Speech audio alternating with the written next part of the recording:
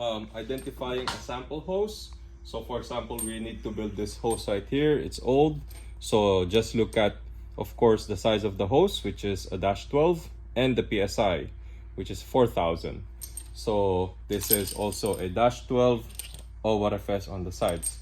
So you need to simply, of course, get the length that you need and identify the hose you can use. So the hoses are labeled. So that was a 4,000 PSI. So we got our -12 right here. That is actually 4,640 PSI. So we can use this hose right here. So we got a cut piece right here. So 4,000 PSI.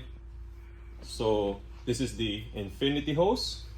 So for the infinity hose, we use a multi-fit with a 3400 ferrule. So we grab our multi-fit right here. So that was an ORFS multi-fit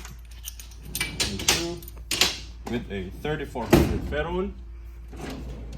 So your crimp chart is very important. It tells you all that you need to grab. You put that on.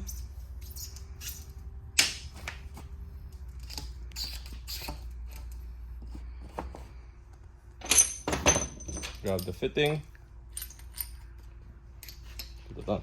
And make sure that the end does not go up and down. That means that it's fully inserted, and it should look like this. And then that is one end right there. We grab our other end.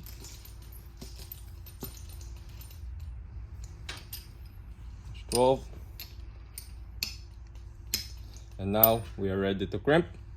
So we go back to the chart. So for the infinity -12, we need a 30 die with a setting of 2.4. So a 30 die, so we need to put on a die. Make sure again it's a 0080 when changing a die or loading a die.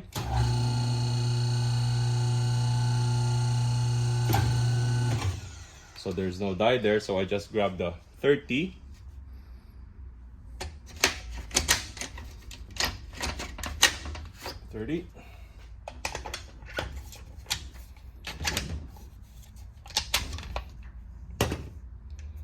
Make sure that's fully inserted.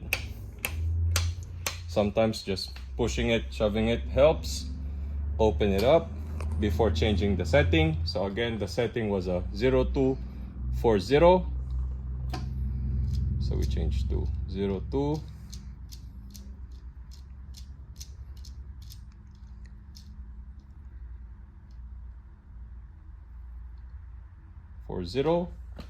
And then we can fit it from the back.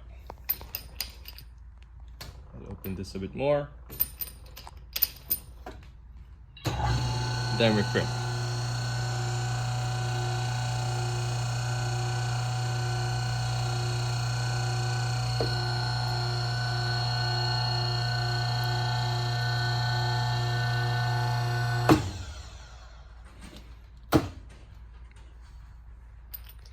So now our setting, our crimp spec should be, if we look at the chart, a 32.6. So we can double check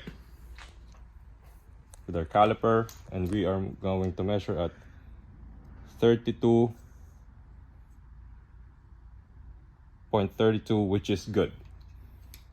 Going tighter is good. Here it's a 32.4, so that's good. So we are inside our spec. So that's how you identify a hose and also assemble and look at the chart for the specs.